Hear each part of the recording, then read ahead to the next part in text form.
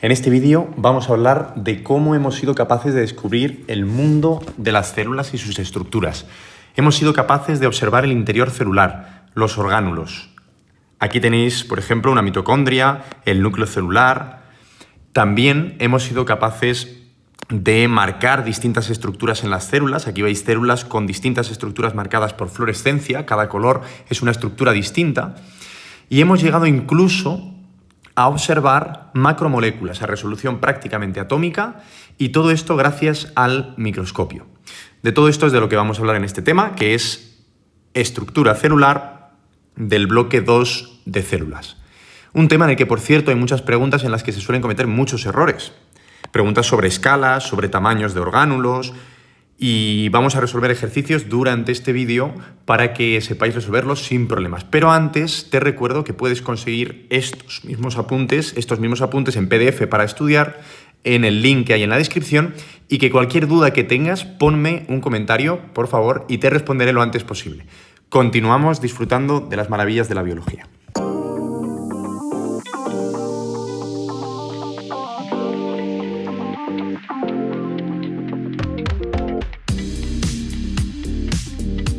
De proteínas. Cómo las proteínas los dos nucleótidos ya unidos. Vamos a ver cómo se...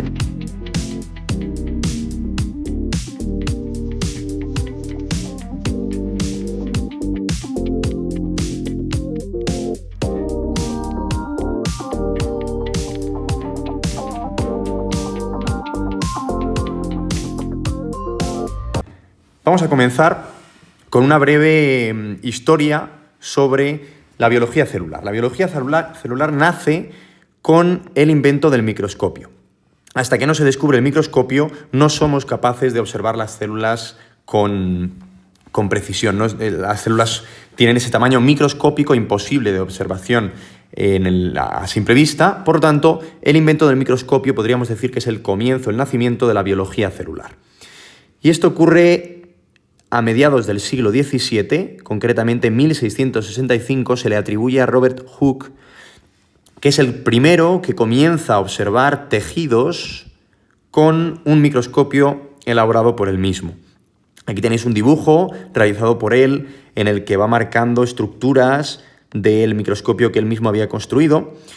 Veis que usa la nomenclatura que se usa actualmente científicamente, figura 5, figura 6, iría describiendo las partes del microscopio, y él concretamente observó tejidos vegetales muertos, concretamente corcho, y observaba, esto es un dibujo también hecho por él, observaba estas estructuras repetidas, geométricas, que se parecían a celdas, como celdas, habitaciones del mismo tamaño, las celdas como en un monasterio, las celdas de los monjes. Y de hecho les llamó igual, cells en inglés, celdas como de habitaciones geométricamente iguales, juntas unas con otras. Bueno, aquí se acuña el término célula. Cell en inglés, que se traduciría posteriormente al español como célula. Comienzo de la biología celular. Unos años más tarde, también siglo XVII, 1677, Anthony van Leeuwenhoek, también observando con un microscopio mucho más sencillo, una simple lente en una estructura metálica con un tornillo que al apretar o al desaflojar se iba aproximando o alejando la muestra que estaba colocada en este soporte. De esa manera iba ajustando el foco con dos tornillos, la posición y la altura respecto a la lente. Bueno, pues con este microscopio tan sencillo fue capaz de observar microorganismos, los primeros microorganismos, bacterias, protozoos, células humanas como espermatozoides y glóbulos rojos, y los llamó animáculos. Eran como pequeños animales microscópicos que se movían en el microscopio, y lo llamó así. Bueno, pues este es el comienzo de esta gran disciplina, la biología celular, que hasta el siglo XIX no hubo grandes mejoras porque era necesario el avance de la óptica, las lentes y de la tecnología para que se produjeran mejores microscopios.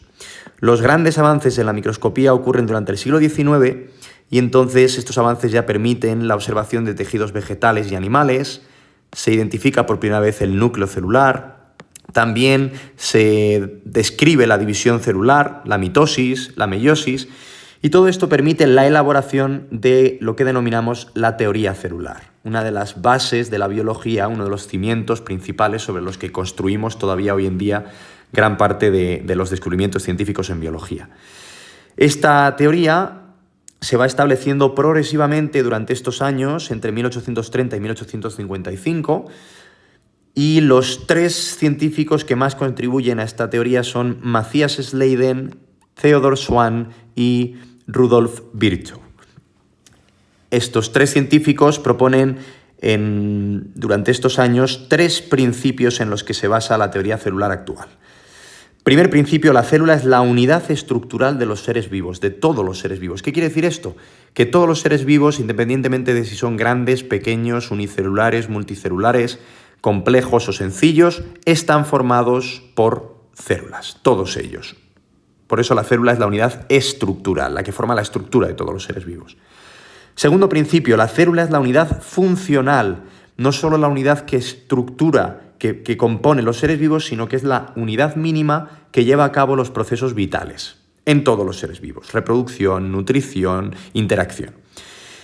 Y tercer principio esencial, toda célula proviene de otra célula preexistente por un proceso que denominamos división celular. Bueno, estos tres principios son fundamentales y forman esa teoría celular de la que estamos hablando. Bueno, puesto que todo esto se descubre por el microscopio, vamos entonces a describir las principales partes del microscopio óptico que conocemos actualmente. Evidentemente hay muchos tipos de microscopios, más complejos, menos complejos. Este microscopio que veis aquí en esta imagen es el microscopio óptico habitual. ¿Por qué se llama microscopio óptico?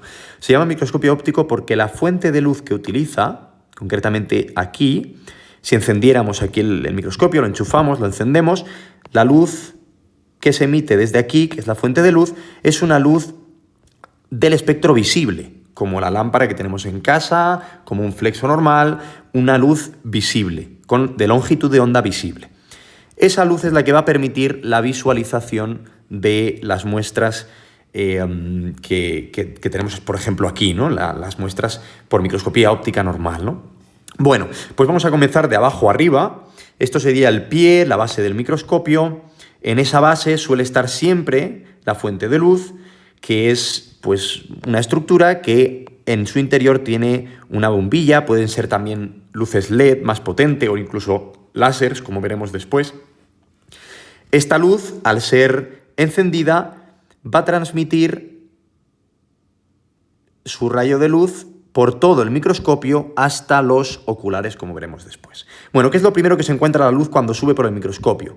Esta estructura de aquí es el condensador, que como su propio nombre indica, lo que hace es condensar, concentrar la luz. Imaginemos los rayos de luz así en esta dirección, pues el condensador concentraría los rayos de luz en la muestra. La muestra se coloca sobre una estructura que denominamos platina, stage en inglés.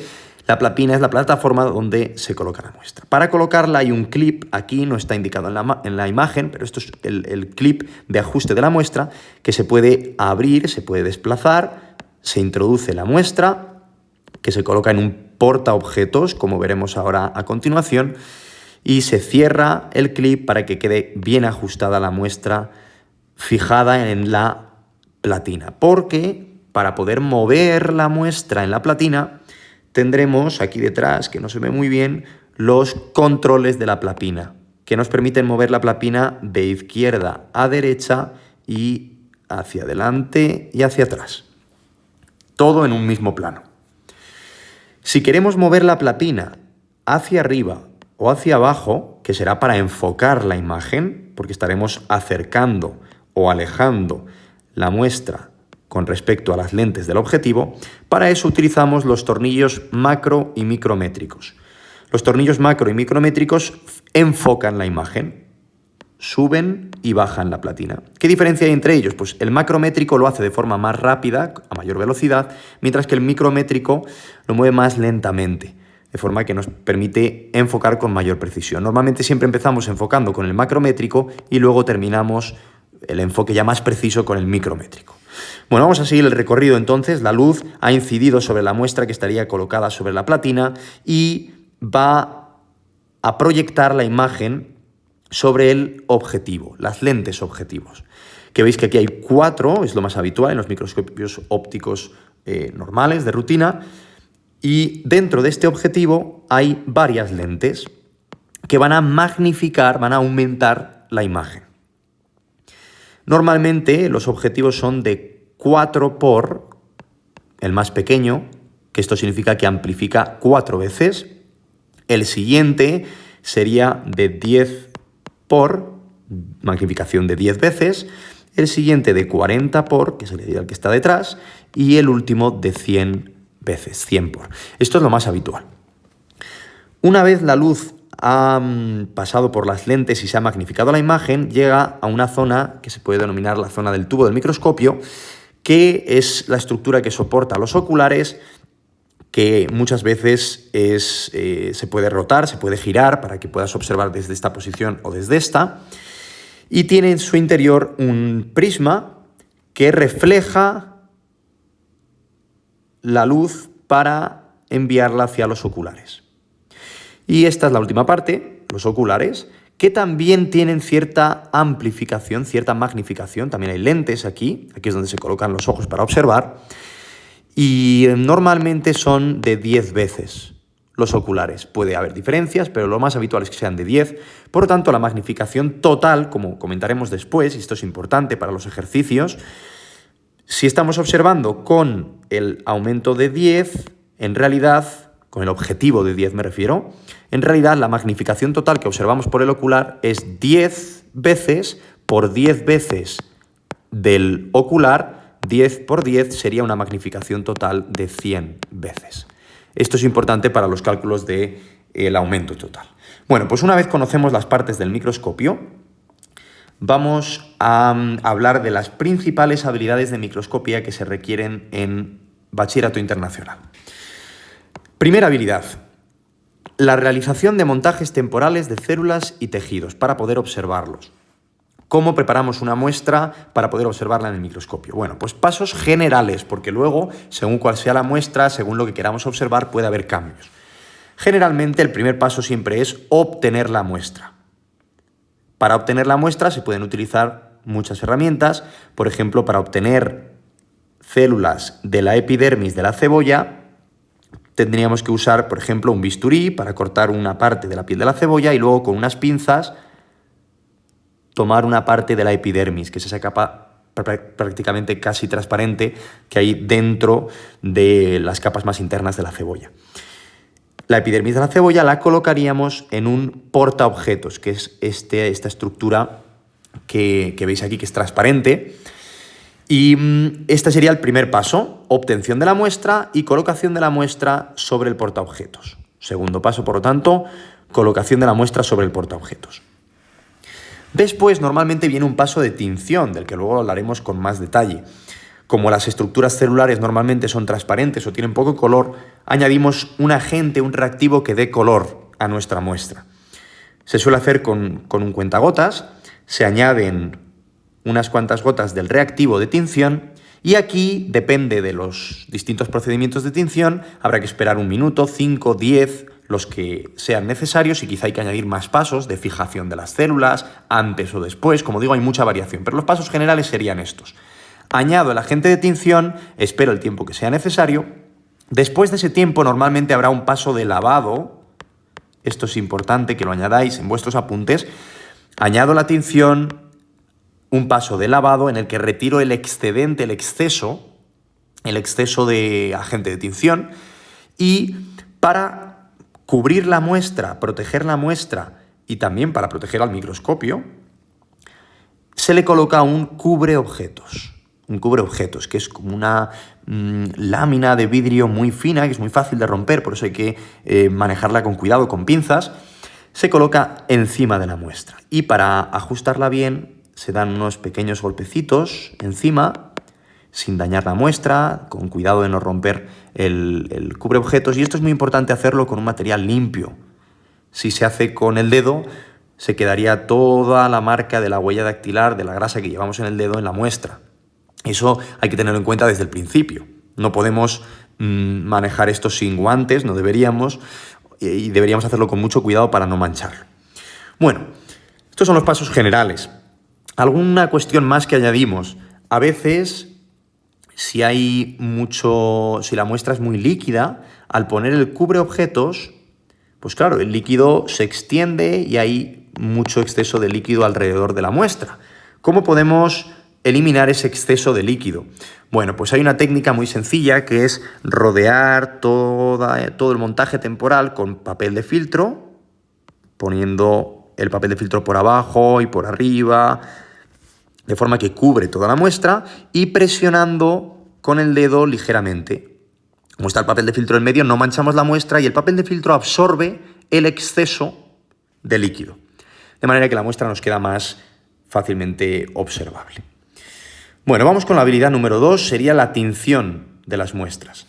Como decía, los componentes celulares tienen poco color, son transparentes y necesitamos añadir agentes de tinción o colorantes, que son reactivos, pigmentos mejor dicho, reactivos no porque no reaccionan propiamente, no es una reacción química, en la mayoría de los casos, son pigmentos que se unen químicamente a estructuras celulares concretas. Esto es muy importante, porque según qué agente de tinción usemos, veremos unas estructuras celulares u otras.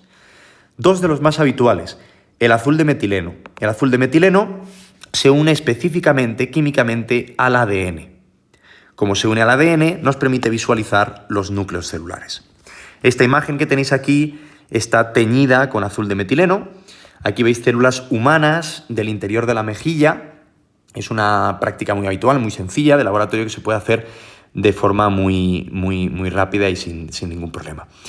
Veis cómo el azul de metileno ha teñido de azul clarito el citoplasma y azul muy intenso los núcleos celulares, porque se une con mayor afinidad al ADN. Esto nos permite visualizar los núcleos muy claramente. Otro agente de tinción muy utilizado es la tinción de Gram. Esta tinción es muy interesante porque se une químicamente, específicamente, a la pared celular bacteriana, pero el agente de tinción Gram tiene dos pigmentos diferentes. Un pigmento se une a un tipo de bacterias porque tienen una pared celular de un tipo concreto, que veremos más adelante, y otro reactivo, otro agente de tinción, otro pigmento que se une a la pared celular de otro tipo bacteriano. Por lo tanto, nos permite diferenciar dos tipos de bacterias, que de hecho se conocen como Gram positivas y Gram negativas. Veis que unas aparecen como en un morado muy intenso y otras en un color más rosado. Bueno, esto es muy interesante porque como nos permite diferenciar, podemos identificar tipos celulares, solo observando por el microscopio. Bueno, esto es muy importante y se utiliza en clínica, en diagnóstico de infecciones, por ejemplo. Bueno, habilidad número 3. ¿Cómo usar el microscopio? Esto es esencial para observación de muestras. ¿Qué pasos seguimos? Como ya conocemos las partes del microscopio, vamos a enumerar los pasos que tenemos que seguir cuando tenemos el microscopio delante. Imaginaos en el laboratorio, imagínate que estás con el microscopio delante. Lo primero sería, evidentemente, retirar la funda de protección, encenderlo y comprobar la fuente de luz. Una vez has comprobado que el microscopio funciona, que está bien enchufado, que la luz está incidiendo, está activa, colocamos siempre o comprobamos si está colocado el objetivo de menor aumento. Esto es esencial. En el revólver, que no lo he dicho antes, el revólver es la estructura en la que están los objetivos y se puede girar, por eso se llama así. Colocaríamos el objetivo de menor aumento, porque este objetivo es el primero que vamos a utilizar para observar y además es el que nos permite que haya más espacio entre objetivo y platina para que sea más fácil colocar la muestra sin rayar las lentes del objetivo, sin tocar ninguna parte del microscopio. Abrimos el clip y colocamos la muestra, que debe estar bien ajustada. Para eso tenemos que introducir el portaobjetos hasta la esquina de la estructura de la platina. Abrimos el clip y tenemos que introducir el portaobjetos hasta que encaje en la esquina de la platina. Comenzamos la observación y probablemente nos demos cuenta de que no observamos nada. Tendremos que mover y desplazar la platina con los controles de la platina para encontrar la muestra izquierda, derecha, adelante, atrás, hasta que encontramos la muestra. Una vez que encontramos la muestra, tendremos que enfocar. Primero con el macrométrico, después con el micrométrico. Claro, no seremos capaces de encontrar la muestra si no estamos cerca de foco. Por lo tanto, el enfoque y la búsqueda de la muestra con los controles de la platina irán prácticamente a la par. Una vez que hemos enfocado la muestra, podemos cambiar de aumento, moviendo el revólver para ver mejor nuestra muestra, más de cerca. Una vez hemos enfocado, es importante que para cambiar de objetivo no tenemos que desenfocar, no tenemos que separar la platina de los objetivos. Una vez hemos enfocado, cambiamos directamente al siguiente aumento y estaremos muy cerca del foco. Por lo tanto, el ajuste será muy sencillo, estaremos muy cerca del foco. Con el micrométrico habrá que desplazar la platina muy poco y ya podremos observar de nuevo con buen foco. Ese es el momento en el que tendremos que analizar nuestra muestra, hacer nuestros recuentos celulares, nuestros dibujos o fotografías según necesitemos. Una vez finalizada la observación, volvemos, importante al menor aumento, retiramos la muestra, apagamos y ponemos la funda para que no haya polvo en las lentes ni se estropee el microscopio. Bueno, muy importante recordar todos estos pasos. Vamos con una habilidad complicada que suele haber muchos errores en esto en los exámenes del IB. Atención, entonces, para entenderlo perfectamente.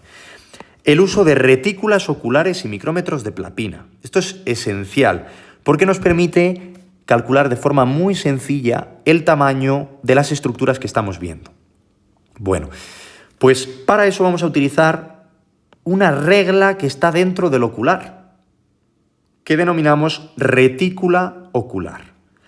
Es literalmente una regla micrométrica con divisiones muy pequeñas que está dentro del ocular, viene incluida en el ocular. Se añade en la parte de abajo del ocular y entonces cuando observas ves que en la misma lente hay una escala graduada. Hay una escala graduada. Y esa escala graduada nos va a permitir medir estructuras que estamos observando. Pero claro, la cuestión es que esa escala graduada, que por ejemplo la podéis ver aquí, esta escala graduada, cuando yo observo en el ocular, no tiene números. Entonces no sé cuánto vale cada división, cada graduación. Entonces, claro, veo esta célula que ocupa 1, 2, 3, 4, 5, 6, 7, 8 líneas de graduación de la retícula ocular, pero no sé a cuánto equivale cada línea de graduación. Para eso necesito calibrar la retícula ocular. Y para calibrarla lo que necesito es una regla que sí que tenga números, una regla que tenga medidas reales que conozco. Y eso es lo que denominamos un micrómetro de platina. Estos micrómetros de platina se pueden comprar, son como portaobjetos que llevan dentro una regla con medidas reales. Y entonces esa regla me va a permitir calibrar mi retícula ocular. Vamos a imaginar que utilizamos un micrómetro de platina, colocamos aquí un portaobjetos que en vez de tener una muestra tiene un micrómetro de platina y que cada división de ese micrómetro de platina equivale a 100 micrómetros. 100 micrómetros. Bueno, pues cuando yo observe con el ocular, lo que voy a ver es la graduación del retículo, de la retícula del ocular, sin números, esta retícula, y superpuesto a la vez voy a ver el micrómetro que he utilizado, que he puesto en la platina, que es la regla que tiene números, que conozco. Y de hecho hemos dicho que entre división y división de ese micrómetro de platina había 100 micrómetros. Por lo tanto, ahora puedo hacer una conversión, una equivalencia. 1, 2, 3, 4, 5, 6, 7, 8, 9, 10, 11, 12, 13, 14, 15, 16, 17, 18, 19, 20, 21, 22, 23, 24, 25, 26, 27, 28, 29, 30, 31, 32, 33, 34, 35, 37, 37, 38, 39, 40, si he contado bien, o 40, 41, serían he contado mal porque serían las líneas grandes, las graduaciones grandes. Por lo tanto, serían 20. Si 20 líneas en la retícula ocular equivalen a 100 micrómetros, tendríamos ya la equivalencia. 20 divisiones reticulares son igual a 100 micrómetros. Por lo tanto, una división reticular equivaldría a 100 entre 20, 5 micrómetros. Es decir, cada una de estas líneas son 5 micrómetros. Por lo tanto, ahora ya sé cuánto mide esta célula. Puedo ir moviendo la platina para que justo quede la célula entre líneas y serían 5, 10, 15, 20 micrómetros. Esta célula tiene un diámetro de 20 micrómetros. Bueno, esto es fundamental porque se utiliza mucho para el cálculo de tamaños celulares, ¿no? Aquí tenéis otro ejemplo, células en mitosis de la cebolla, de raíz de cebolla. Y de nuevo aquí un micrómetro, perdón, esto es una retícula ocular. Estos números solo cuentan el número de líneas, pero no son unidades.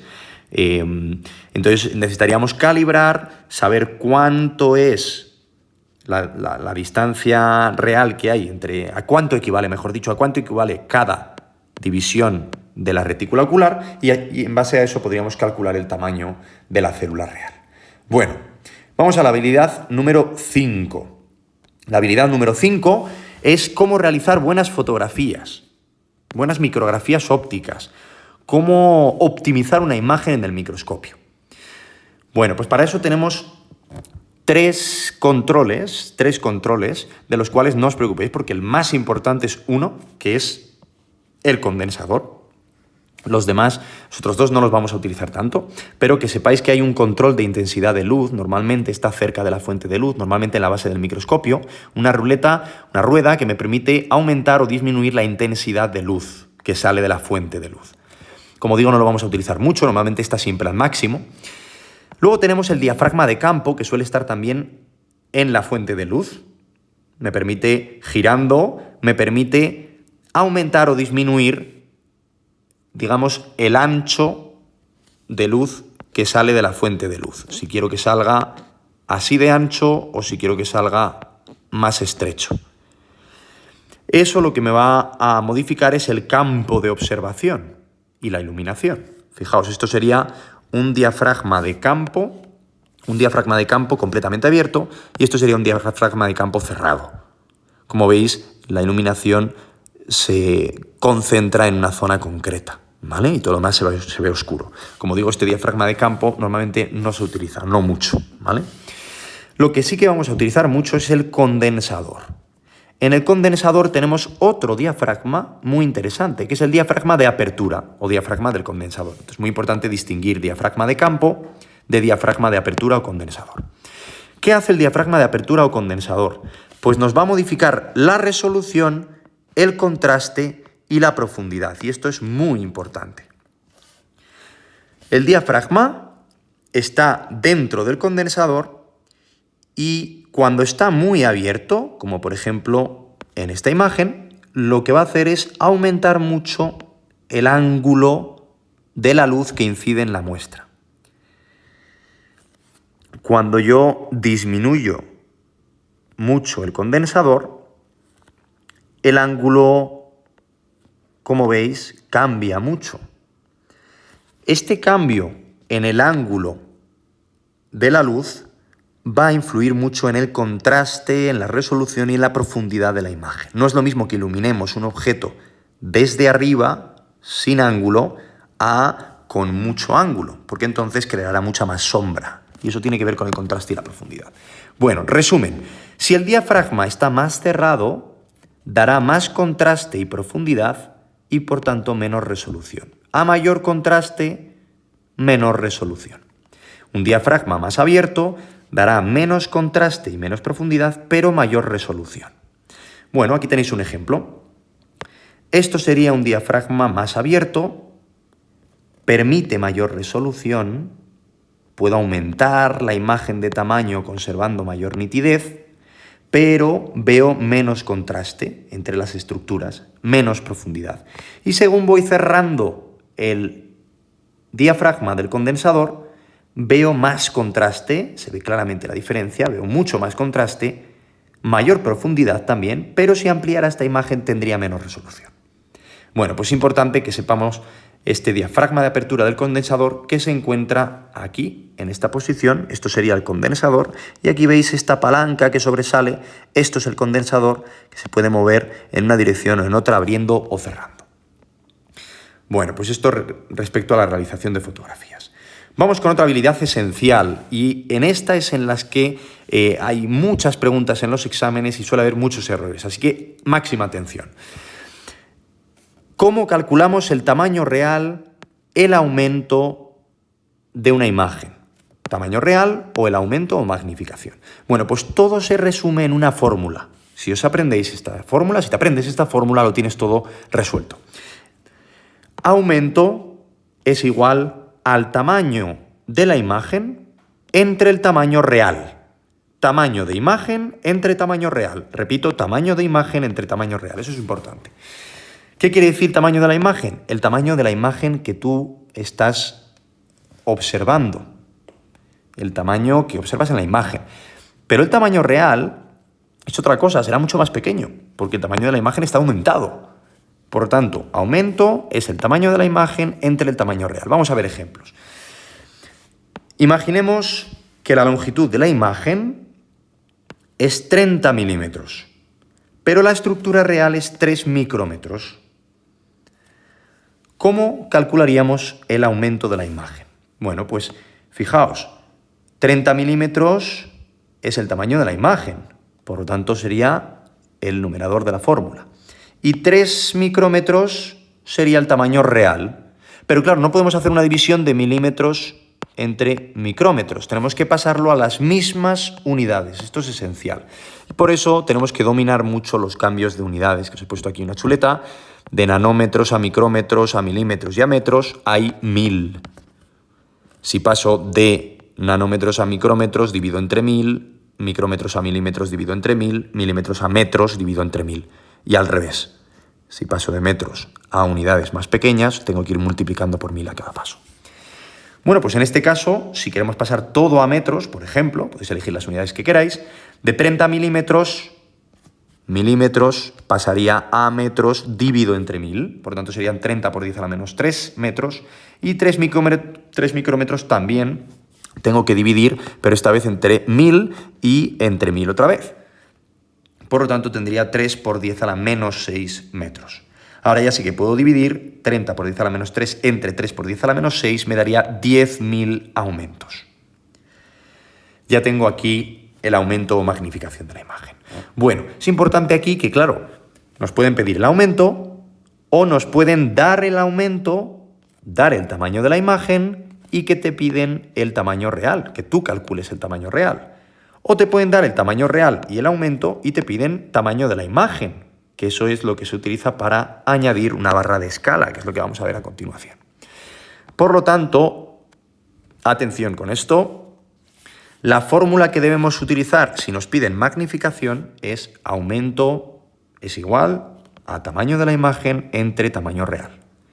Si lo que me piden es calcular el tamaño real de un organismo, de una célula, de una estructura, entonces será tamaño real es igual a el tamaño de la imagen entre el aumento.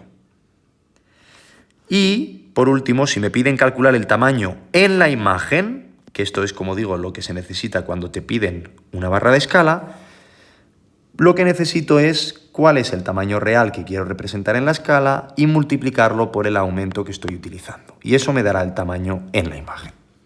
Bueno, pues vamos a ver esta última. La habilidad de añadir una barra de escala. Como digo, para saber el tamaño de la barra de escala en la imagen, necesito saber el tamaño real que quiero usar para la barra de escala y multiplicarlo por la magnificación que estoy usando, ¿vale? Entonces, bueno, eso es lo mismo que pongo aquí, ¿no? Tamaño de la barra de escala será el tamaño real que quiero indicar multiplicado por la magnificación. Ejemplo, estoy observando una imagen a 400 aumentos y quiero hacer una barra de escala que indique 10 micrómetros. Tamaño real y aumento. Tengo todo lo que necesito. Tamaño real aquí, aumento aquí, multiplico 400 por 10 y me va a dar 4000 micrómetros, que son 4 milímetros, que será lo que va a medir mi barra de escala. Por lo tanto, tendré que hacer una línea que mida exactamente 4 milímetros en la realidad y pondré que eso equivale a 4.000 micrómetros, que sería mucho mejor poner 4 milímetros directamente, ¿no? Dividimos entre 1.000, 4 milímetros. Bueno, pues así podemos entender mucho mejor todas estas imágenes, ¿verdad? Esto es una muestra de sangre, glóbulos rojos, glóbulos blancos, células de tejidos animales, células de tejidos vegetales o incluso bacterias o imágenes, pues cualquier imagen de microscopía que tenga una escala. ¿Veis qué rangos tan distintos? 25 micrómetros, 10 micrómetros, 50, 500 nanómetros, ¿no? Bueno, pues estas habilidades son importantes. Y la última habilidad que vamos a ver, antes de pasar a lo siguiente, es la habilidad de dibujar lo que observamos en el microscopio. Esto también es esencial y nos lo pide el IB. Hay términos de instrucción que es dibuja con precisión y debemos saber dibujar con precisión. Entonces os voy a dar una serie de consejos que son muy útiles para estas preguntas de examen. Para dibujar bien con precisión no debemos demostrar detalles innecesarios. Solo lo necesario, lo principal. Y además no podemos dibujar estructuras que realmente no se pueden ver. Por ejemplo, si estoy observando células por microscopía óptica, jamás se podrán ver ribosomas. No los dibujes. Jamás se podrá ver el ADN o proteínas. Por lo tanto, no las dibujamos. ¿Qué se podrá ver? Lo esencial. Membrana, pared celular, núcleo, las estructuras principales. Las estructuras celulares se marcan con líneas continuas y cerradas, sobre todo las membranas. Te pueden bajar puntuación si dibujas una célula así, con un espacio vacío al final, con una línea que no es continua. Y diréis, bueno, vaya tontería. No es una tontería, porque la membrana debe estar cerrada. Y eso puede dar a error. Todo debe estar representado a escala, siguiendo el mismo aumento. Y deben indicarse, siempre que sea posible, el aumento y la barra de escala. Bueno, otro aspecto importante son las anotaciones. A veces te pide no solo dibujar con precisión, sino anotar el dibujo o anotar el diagrama. Te dan un dibujo ya hecho y tú lo tienes que anotar. Añadir anotaciones. Bueno, pues aquí es esencial, fijaos qué detalle tan sencillo, pero que baja puntos en el BI.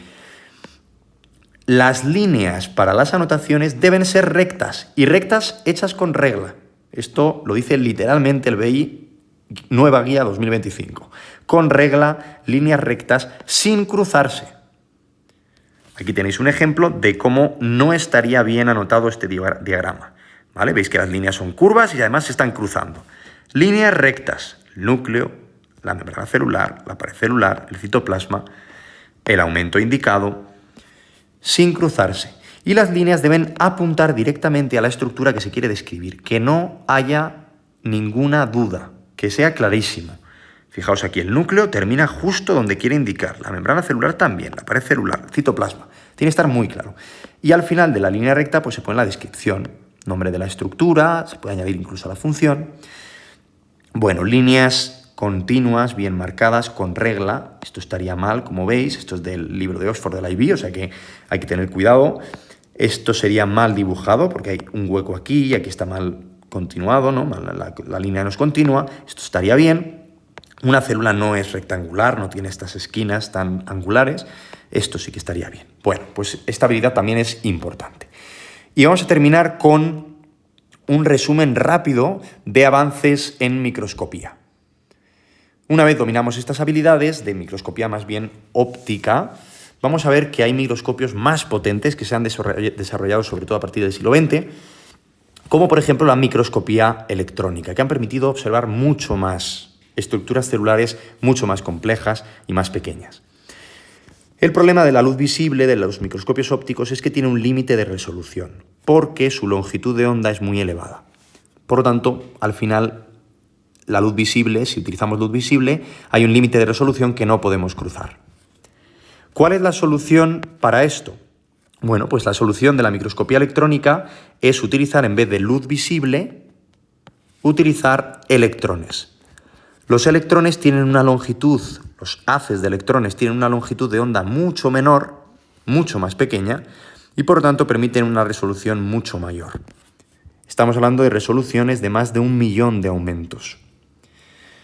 Esto, claro, nos da una posibilidad de observación mucho mayor, de forma que se pueden ver por microscopía electrónica estructuras celulares muy pequeñas, como por ejemplo orgánulos celulares, incluidos, por ejemplo, complejos macromoleculares de la célula, ribosomas, proteosomas. Es lo que denominamos ultraestructura celular. También se pueden observar estructuras como virus o priones que son imposibles de observar con microscopía óptica. Problemas o condiciones necesarias para la microscopía electrónica: que las muestras deben ser inertes, o si no lo son, durante el proceso de preparación y de observación se mueren los tejidos vivos o seres vivos que se puedan introducir en microscopía electrónica, porque de hecho el tubo del microscopio está al vacío y eso no es compatible con la vida biológica. Por lo tanto, las muestras son inertes y las imágenes que se obtienen directamente son imágenes en blanco y negro, puesto que no se está usando luz visible, aunque se pueden colorear posteriormente por ordenador. Bueno, un resumen, un esquema sencillo de cómo sería el microscopio electrónico comparado con el microscopio óptico. Esto sería el diagrama sencillo de microscopía óptica. Veis que la fuente de luz es una bombilla normal con luz visible, el condensador está representado aquí, condensa los rayos de luz sobre la muestra y los objetivos tienen lentes que magnifican la imagen, que al final llega al ocular y observamos la imagen, con colores porque se utiliza luz visible, pero con ese límite de resolución del que hemos hablado. En cambio, en el microscopio electrónico, lo que ocurre es que la fuente de electrones, que suele estar de hecho localizada arriba del microscopio, es una fuente está formada por un material. Algunas lámparas de microscopía electrónica son, por ejemplo, de tungsteno, que libera electrones a mucha potencia. Y hay un potencial eléctrico que lanza los electrones a mucha velocidad hacia abajo. Y abajo está la muestra. Aquí, en el tubo del microscopio electrónico, hay lentes y también hay un condensador, pero todo es magnético. Los objetivos, las lentes, son corrientes electromagnéticas que lo que hacen es concentrar y modificar la dirección del haz de electrones. Al final, los electrones inciden en la muestra y la imagen proyectada es detectada por un detector especial de electrones, que es el que forma la imagen por ordenador. Bueno, aquí tenéis dos ejemplos de microscopios electrónicos, que están los dos en España, en Madrid. Este es uno de los que tienen mayor resolución y mayor capacidad del mundo, de los mejores que se están produciendo ahora. Está en la Universidad Complutense de Madrid y este está en el CNB, Centro Nacional de Biotecnología de aquí de Madrid también. Veis que son muy distintos. Microscopios electrónicos que tienen un tamaño mucho mayor a los microscopios ópticos, están siempre conectados a ordenador y algunos incluso están cerrados para mantener condiciones más óptimas para las observaciones. Aquí tenéis dos ejemplos de dos fotografías realizadas por microscopía electrónica. Esto es una célula en la que podéis observar mucho más detalle, mucho mayor resolución. Aquí vemos centriolos, mitocondrias, el núcleo, posiblemente lisosomas o vacuolas, y si ampliáramos más la imagen podríamos observar con mayor resolución, por ejemplo, el retículo endoplásmico, ribosomas y otras estructuras celulares. Y aquí vemos partículas virales del virus del COVID, el SARS-CoV-2, con su envoltura y sus proteínas de la superficie con esa forma característica de corona. Y aquí esta imagen coloreada por ordenador para distinguir las distintas partes. Esto es un cloroplasto, por ejemplo, fijaos la escala, un micrómetro, un cloroplasto visto por microscopía electrónica, que esta imagen no tiene mucha resolución, pero se verían aquí los sacos de los tilacoides, el estroma, etcétera, ¿no? Con mucho detalle. Esto es un orgánulo celular. Bueno, pues esto es lo que nos permite la microscopía electrónica. Otro de los avances en microscopía, de los más bonitos, son la microscopía de fluorescencia. Gracias a esta técnica se puede teñir con fluorescencia y esto da unas imágenes muy bonitas, muy brillantes, con mucha luz, gracias a que se utiliza esta técnica, como digo, de la fluorescencia. ¿Qué es la fluorescencia? Pues la fluorescencia es cuando se utilizan sustancias que absorben luz a una longitud de onda concreta y después de absorber esa luz emiten a mayor longitud de onda durante un tiempo. Por lo tanto, si yo incido sobre la muestra que tiene sustancias fluorescentes, la misma muestra emitirá luz a mayor longitud de onda. Bueno, esto se ha utilizado mucho en microscopía. Para eso se utilizan, en vez de luz visible normal, se utilizan luces LED de alta potencia o láseres que solo emiten en una sola longitud de onda. Y es la longitud de onda a la que absorben las sustancias concretas de fluorescencia que se han utilizado en la muestra. Por lo tanto, si yo tengo una muestra con sustancias de tinción fluorescente, esas sustancias se pueden unir específicamente, por ejemplo, a estructuras como el núcleo, el citoplasma o el citoesqueleto o orgánulos concretos, absorberán la luz y la reemitirán a una longitud de onda mayor y por lo tanto brillarán con un color concreto. Esto nos permite unas imágenes como las que veis aquí, por ejemplo.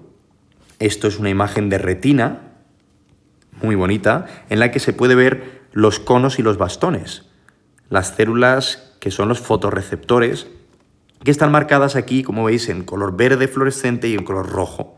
Son las distintas neuronas y células que hay en la retina y que se han teñido en esta muestra con sustancias fluorescentes. Entonces, al incidir sobre esta muestra con luz láser de una longitud de onda concreta, podemos analizar la luz de longitud de onda reemitida, mejor dicho, a distintas longitudes de onda por estas estructuras celulares distintas. Y aquí en esta imagen, que es la que os ponía en la portada, vemos en azul fluorescente los núcleos, porque hay una sustancia fluorescente que se une al ADN.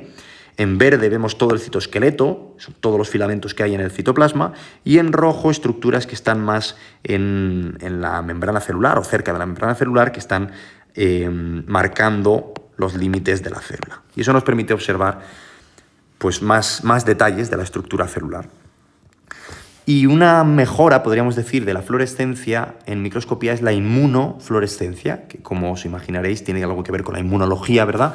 Son anticuerpos que se unen específicamente a determinadas estructuras y que a su vez se acoplan a sustancias fluorescentes. De manera que el anticuerpo puede estar unido con una sustancia fluorescente y como el anticuerpo se puede diseñar para que se una a un antígeno específico en la célula, conseguiremos que la fluorescencia se emita en una zona concreta de la célula y la podamos observar. También a veces se utiliza un anticuerpo primario, que es el que se une a la estructura celular que queremos identificar, y luego a ese anticuerpo primario se une un anticuerpo secundario con la fluorescencia. Bueno, pues esto se ha utilizado, por ejemplo, se utiliza muchísimo en biología celular y aquí os he puesto un ejemplo de un artículo en el que se utilizan ratones en los que se está estudiando la efectividad o la eficacia de la eliminación de tumores, y esos tumores se han marcado con GFP, Green Fluorescent Protein, una proteína fluorescente. Entonces se puede observar cómo han desaparecido los tumores o hasta qué punto ha sido eficaz esa eliminación de las células tumorales, porque están marcadas con esa fluorescencia. Bueno, y por último, dos técnicas más, brevemente, de microscopía electrónica. Están la microscopía electrónica de criofractura, que como su nombre indica, congelación, crío, de frío, y fractura.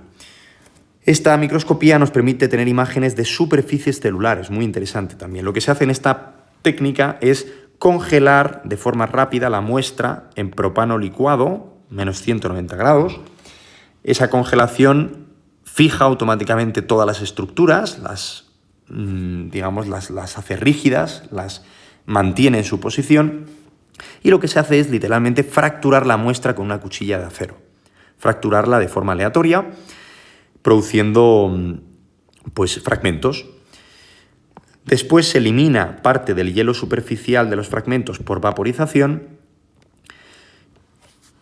Esto sería la célula congelada, la célula fracturada, se elimina cierta cantidad del hielo de la superficie y luego lo que se hace es disparar un vapor de platino o de carbono sobre la superficie de fractura con un ángulo concreto, ¿vale? Imaginemos como lanzar ese material, el vapor de platino o de carbono, a la superficie, creando encima un recubrimiento que luego se puede retirar, como si fuera una especie de molde, de carcasa, y ese descubrimiento, que es una réplica de la superficie, se puede observar por microscopía electrónica.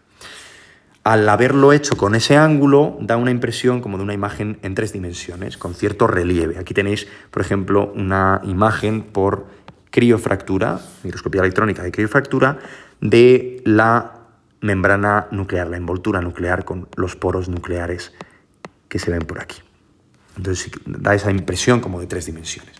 Y por último, una técnica que ha sido una verdadera revolución en los últimos años y que ha recibido premio Nobel recientemente, es la microscopía electrónica criogénica, que se conoce más en inglés como Cryo Electron Microscopy, Cryo-EM, que en este caso lo que nos permite es utilizar muestras que son directamente macromoléculas puras, aisladas. No se utilizan células aquí, se utilizan proteínas o complejos macromoleculares puros, aislados. Muestras en las que solo hay un complejo macromolecular aislado. Millones de copias de ese complejo macromolecular, pero no hay nada más. De hecho, cuanto más limpias y puras están, mejor será la observación. Lo que se hace aquí, resumiéndolo mucho, es congelar también de nuevo a menos de menos 180 grados, de forma muy rápida, utilizando, por ejemplo, etano líquido, y eso produce que la muestra se solidifique o quede como en una forma de semigel, podríamos decir, que se denomina vitrificación. Y en ese estado, la muestra se puede observar por microscopía electrónica a muchísima resolución, captando imágenes que se pueden fotografiar, analizar después por ordenador y conseguir imágenes a una magnificación prácticamente casi atómica. Aquí tenemos un resumen, esto sería el microscopio electrónico, y la muestra se obtiene, como decía, de procesos de purificación muy complejos, muy largos. Al final obtengo una muestra pura, aislada, y esa muestra se coloca sobre una rejilla.